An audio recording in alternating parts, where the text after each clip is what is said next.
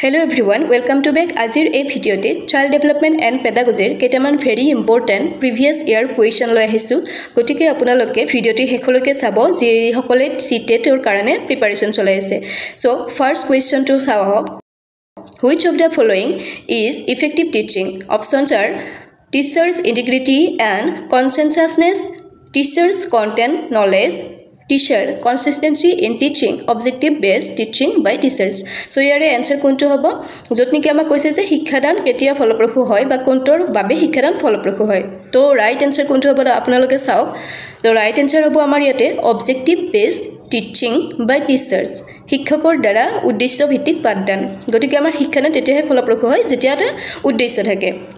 ঠিক আছে so next question চাও হক কি আছে Next question, which of the following are characteristics of formative assessment? To amar formative assessment boli eta assessment or bhag ase jitu apunalke bhalore poribo lagibo yare option keta ki ase sahok it is diagnostic and remedial, it facilitates effective reinforcement, it is a type of product evaluation, it provides opportunities for students participation. So your right answer ki hobo sausun hok formative assessment or amar right answer hobo it is diagnostic and remedial. Okay, অর্থাৎ formative এসেসমেন্টত আমি diagnostic evaluation আৰু যেটো আমাৰ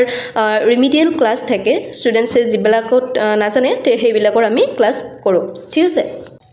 So next question to saw how ki ase 3 number question ot ase in a holistic sense an exceptional child means so amar hamogrik orthot betikrami shikhu mane ki আমি কাক betikrami shikhu buli কও মানে exceptional child buli কাক কও so option ot ase mentally disabled children, children with low intelligence, children with maladjustment problems and talented intelligent underdeveloped mentally disabled children. So here right option hobo D, talented intelligent underdeveloped mentally disabled children. So eta ami saw hok 4 number question ki ase so 4 number question it ase which of the following is are the main components of student achievement motivation অর্থাৎ ছাত্ৰছাত্ৰীৰ সাফল্যৰ অভিৰচনৰ মূল উপাদান কি So A option ot ase home environment,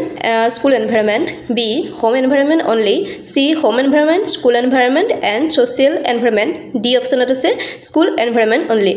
So your right option ki hobo আপোনালোকে চাওক ভালদৰে ইয়াৰ right option hobo home environment, school environment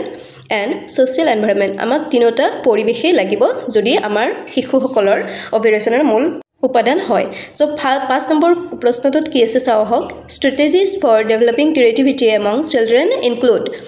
option আছে A presentation of concept, B solution of the problem, C group discussion and D all of the above so ইয়াৰে আমাৰ শিশুসকলৰ মাজত সৃজনীশীলতাৰ বিকাশৰ কৌশলসমূহ অন্তৰ্গত কি অন্তৰ্গত কৰে সো ইয়াৰে গতিকেটা আমাৰ অন্তৰ্গত কৰে So ধাৰণাৰ উপস্থাপন সমস্যাৰ সমাধান দলীয় আলোচনা এই গতিকেটাতে তেওঁলোকৰ বিশেষ প্ৰতিভা থাকিব লাগিব তেতিয়াহে আমি একৰকি শিশুক তেতিয়া আমি ক'ব পাৰো যে ক্ৰিয়েটিভিটি তেওঁলোকৰ মাজত আছে ইয়াতে ৰাইট অপচন হ'ব all of the above So আমি নেক্সট কোৱেশ্চন টু চাও হক question number 6 the correct method of determining the intelligence is So বুদ্ধিমত্তাৰ নিৰ্ণয়ৰ সঠিক পদ্ধতি কোনটো এই কোৱেশ্চনটো প্ৰায়ভাগ পৰীক্ষাতে আহে CTET হোক বা স্লেট পৰীক্ষা হোক বা নেট পৰীক্ষা হোক সকলো পৰীক্ষাতে এই কোৱেশ্চনটো আমি দেখিবলৈ পাওঁ গতিকে ইয়াৰ ৰাইট অপচন কি হ'ব এটো এটা আমাৰ মেথড IQ আমাৰ IQ উলিওৱা এটা মেথড ইয়াৰ ৰাইট অপচনটো হ'ব IQ